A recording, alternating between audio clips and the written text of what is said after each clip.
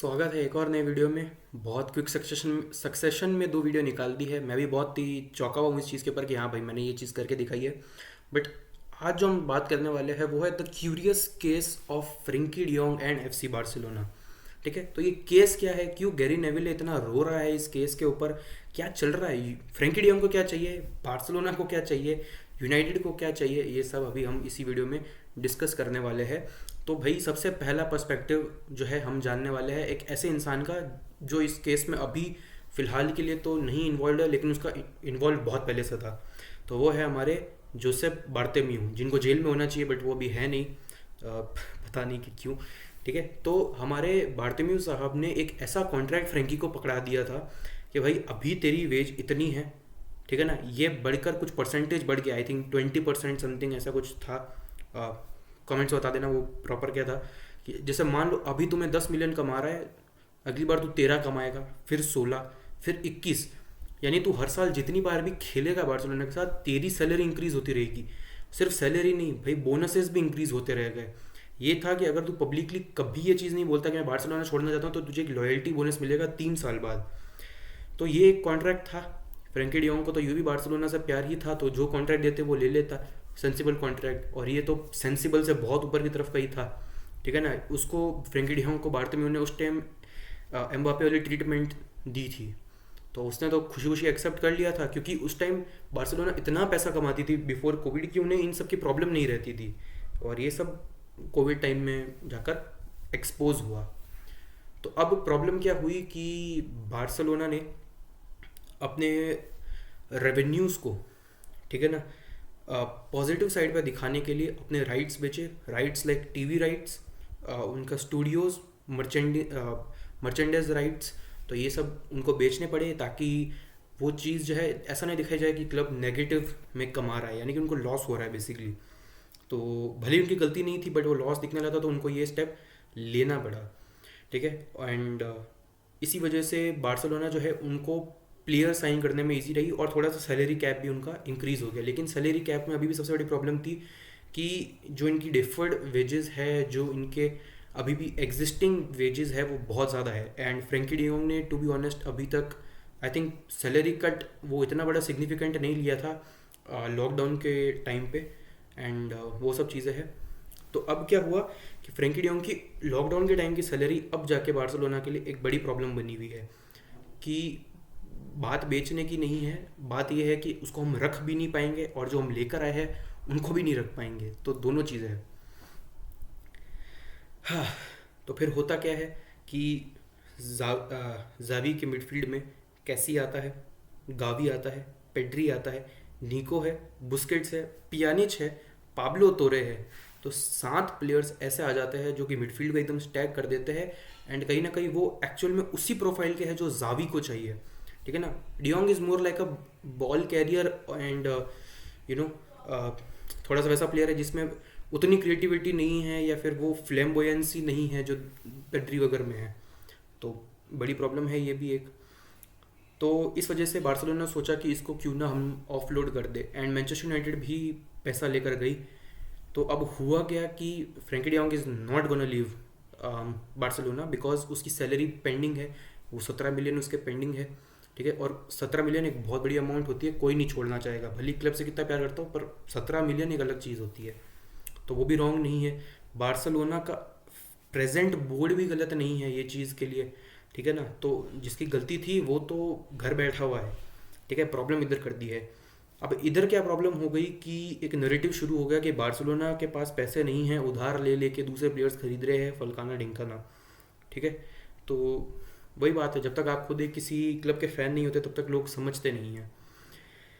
अब है क्या कि एक बहुत तगड़ी रिपोर्ट आई थी, ठीक है ना, एक काफ़ी रिलायबल रिपोर्ट आई थी, शायद अपने फेब्रिजी ने भी रीट्वीट किया था उसको, कि फ्रेंकी के रुकने से Lewandowski, Raphinha, I think Christian and कैसी, ये चारों ही जो है रजिस्टर नहीं होंगे। एंड ये रिपोर्ट आई थी कुंडे से भी पहले। अब तो कुंडे साइन कर लिया, यानी कि अब कुंडे भी इस लिस्ट में है कि हम बारसा अपने प्राइमरी 5 टारगेट को जो है रजिस्टर ही नहीं कर पाएगी अगर फ्रेंकी डियोंग नहीं रुकता है तो नहीं जाता है। तो और रुकता है तो उसके लिए उसको क्या करना पड़ेगा, मोर देन 50% की वेज कट लेनी पड़ेगी, एंड 17 में से जो बारसा 7 दे रही है उसको एक्सेप्ट करना पड़ेगा, एंड 10 को भूल जाना पड़ेगा। तो वो सब चीज़ें हैं। तो काफ़ी कॉम्प्लिकेटेड सिचुएशन है, समझ में ही नहीं आ रहा क्या करना था क्या करना था। एंड काफ़ी टाइम तक यही अज्यूम किया जा रहा था कि फ्रेंकी डियोंग मैनचेस्टर यूनाइटेड आना चाहता है, बट वो अपने पैसों की वजह से बार्सिलोना को नहीं छोड़ना चाहता है। जबकि केस जो था बहुत अजीब था, बहुत अलग था इससे जो लोग सोचते हैं। था ये कि उसको अपना पैसा तो चाहिए ही था, बट वो यूनाइटेड नहीं जाना चाहता था बिकॉज उनके पास प्रोजेक्ट नहीं है। एंड ये यूनाइटेड फैंस को बताया कि उनके पास कोई प्रोजेक्ट अभी फ़िलहाल के लिए नहीं है।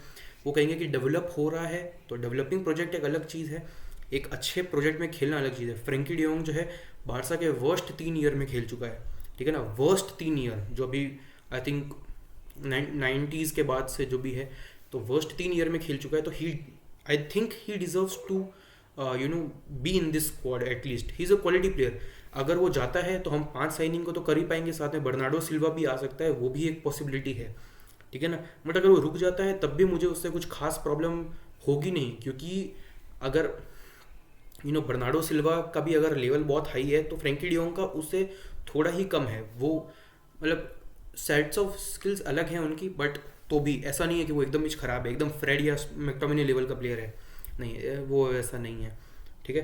तो जिस वजह से ऐसा था, ठीक है। पर यूनाइटेड फैंस और स्पेशली गैरी नेविल है, मैं तो यूनाइटेड फैंस को यहाँ पे गलत मानता भी नहीं हूँ, तो भाई वो तो करेंगे ही, उनकी साइनिंग अटकी हुई है। तो एज अ फैन भाई हमारे दिल में भी यही था जब रफीनिया की साइनिंग, लेवेंडोस्की की साइनिंग, कुंडे की साइनिंग, इन सब की जब खिंचती जा रही थी तो हम भी परेशान हो गए थे।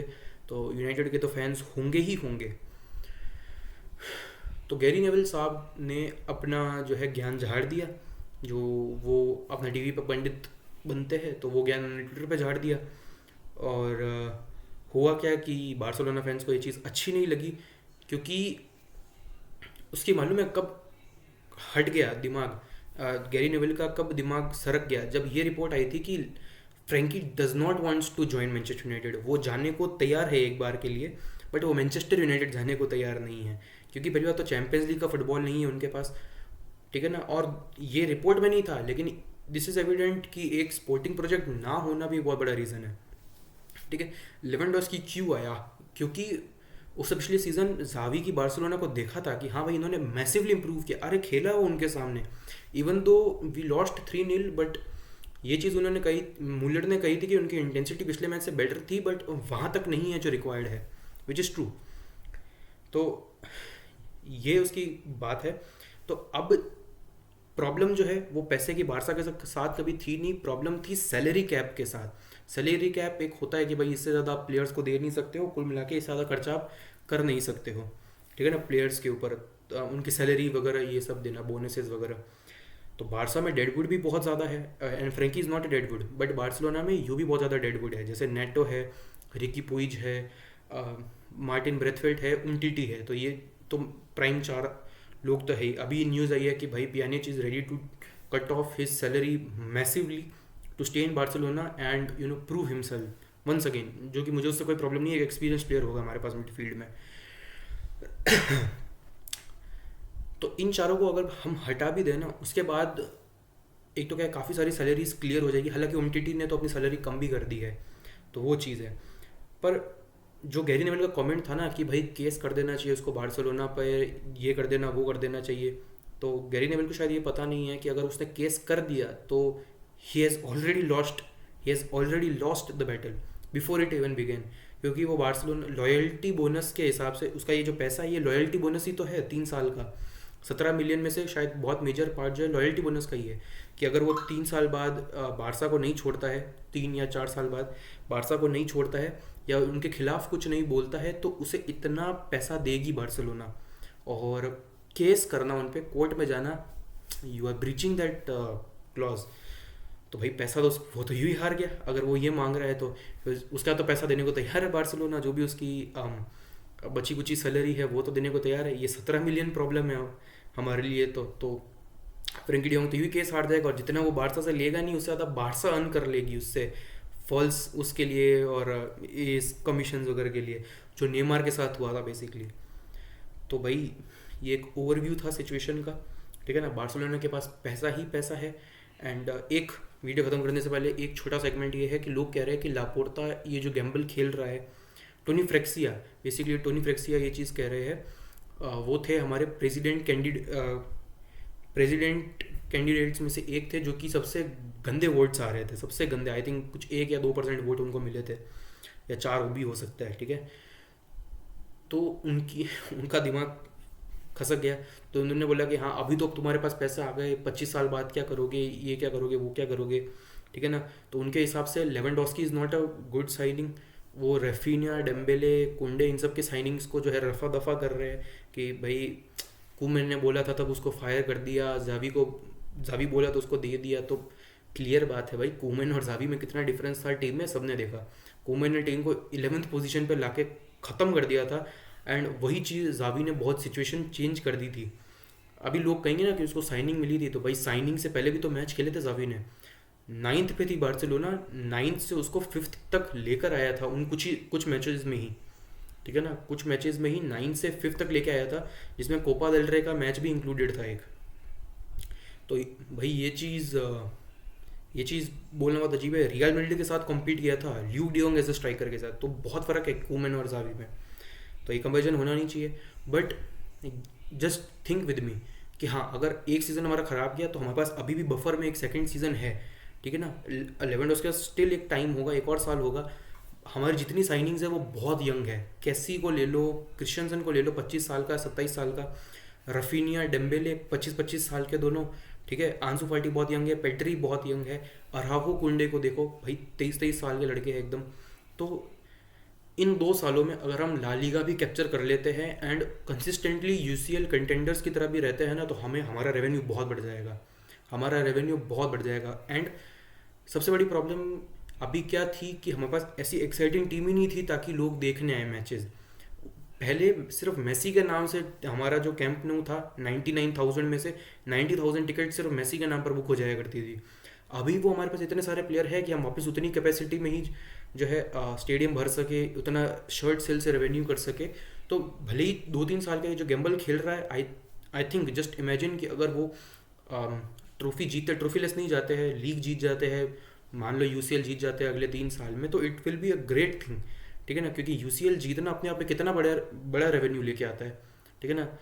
और जिसको जो कह रहे हैं ना कि भाई राइट्स बेचना गलत है, ये है फलकाना डिंकाना, ये अपना पीएसजी का क्या नाम है इसका, जो मालिक है पीएसजी वगैरह का, इनको भी लगता है गलत है, तो जाके बस पढ़ लो भाई कि रियल मैड्रिड ने गैलेक्टिकोस की टीम कैसे बनाई थी, ठीक है। हमने तो 25 बेचे, उन्होंने 100 के 100 बेच दिए थे। थोड़ी केस स्टडी कर लो, फिर अगली बार बात करते हैं। तब तक के लिए टेक केयर।